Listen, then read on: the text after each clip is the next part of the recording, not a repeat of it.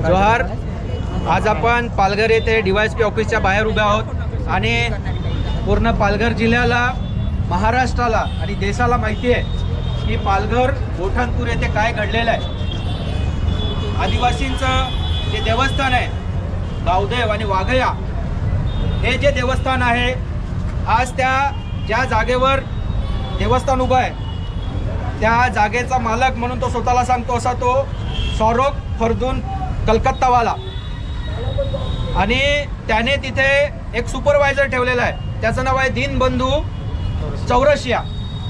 आणि तिथलं जे मंदिर आपलं आहे गावदेवाचं, त्या गावदेवाला अक्षरशः हातोडीने प्रहार केलेत, त्या देवाला बसवलेले डोळे ते काढून टाकलेले आहेत, एक नाही तर दोन देवाचे डोळे काढलेत आणि आजूबाजूला साधं कोबा नाही, चांगल्या मजबूत लाद्या बसवलेल्या आहेत।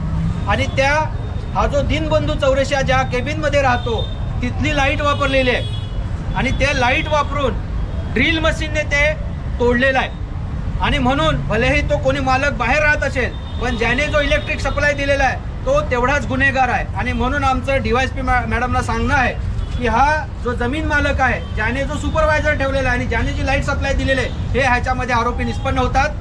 आणि आमचा रोष या प्रशासनावर ह्याच्यासाठी आहे की तुम्ही अज्ञात म्हणून गुन्हा दाखल केलेला आहे, तिथे ज्ञात आहे। गावकऱ्यांनी पण सांगितलेलं की तोच व्यक्ती येऊन गावाला पण दम देतो की आमची शेटची जमीन आहे, तुम्ही इकडे यायचं नाही। अरे तुमचा शेट नव्हता, तुमचं सरकार नव्हतं, त्याच्या हजारो वर्षापासून आम्ही आदिवासी इथे राहतोय आणि हा आमचा नैसर्गिक अधिकार आहे। आणि आम्ही मॅडमला सांगितलं की नशीब तिथे आमचं वाघाचं प्रतीक आहे, जर वाघ असता तर तो कोणी आला असता हात लावायला, त्याचं फाडून खायला असतं। आणि हे सगळे आज जी अवलादी आहे ती वाघाची प्रतीक आहेत। आणि आजही जर प्रशासन जागं होत नसेल तर मॅडमला आम्ही टाइम दिलेला आहे, मॅडमला जे काही टाइम घ्यायचं, पण आम्ही फक्त 7 दिवस वाट बघणार आहोत, ह्याच्या पलीकडे आम्ही वाट बघणार नाही। आणि ह्या ज्या कृत्याचा आम्ही निषेध करतो की आमच्या देवावरती जो पद्धतीने घाला घातलेला आहे, आता समाज चूप बसणार नाही। पूर्ण पालघर जिल्ह्यातील आदिवासी लोक ह्या घटनेची निंदा करत आहेत, त्याची प्रशासनाने दखल घ्यावी। आज आमच्या देवावरती जो हल्ला झालेला आहे, ज्या पद्धतीने त्याची विटंबना झालेली आहे, ते आम्ही शब्दामध्ये निंदा करू शकत नाही। आमचं हृदय आज खूप त्याच्यासाठी दुखतंय आणि आम्ही वाट बघतोय, अजूनही आम्ही संयम सोडलेला नाही, कारण तुमची प्रशासन व्यवस्था आहे, पोलीस व्यवस्था आहे।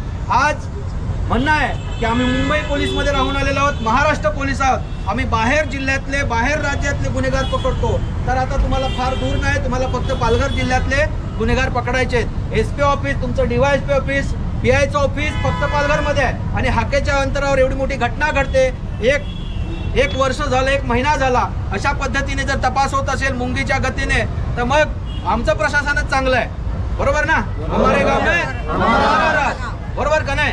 आम्हाला त्या पद्धतीने वागावं लागणार आहे। आणि म्हणून आज आम्ही मॅडमची भेट घेतलेली आहे, DYSP मॅडमला सांगितलेलं आहे तुम्हाला ह्या गोष्टी, जो कोणी दीनबंधू चौरसिया आहे, जो कोणी ह्या जमिनीचा मालक सोरग काय फरेदून कोलकातावाला, त्याचं नावही काहीतरी वेगळंच आहे, नाही येत नाही, तो कलकत्तावाला कोण आहे, ह्यांना तुम्ही पकडा, आपोआपच पुढच्या गड्या उघडत जातील। हे काय खूप मोठं रॉकेट सायन्स नाही, आम्हालाही सामान्य लोकांना समजतं की जर मालकाने त्यांनी लाईट वापरायला दिलेली आहे तर निश्चित कोणीतरी त्याच्यामध्ये गुन्हेगार आहे। तर आज म्हणून आजच्या दिवशी आम्ही जो काही जनसमूह आलेला आहे, मॅडमशी चर्चा केलेली आहे, सविस्तर चर्चा झालेली आहे। आम्ही त्यांना सांगितलंय जर तुम्ही ह्या लोकांना आरोपी करून काही तपास करत नसाल तर मग आमची रस्त्यावरची लढाई आम्ही लढणार आहोत, एवढंच सांगतो सगळ्यांना।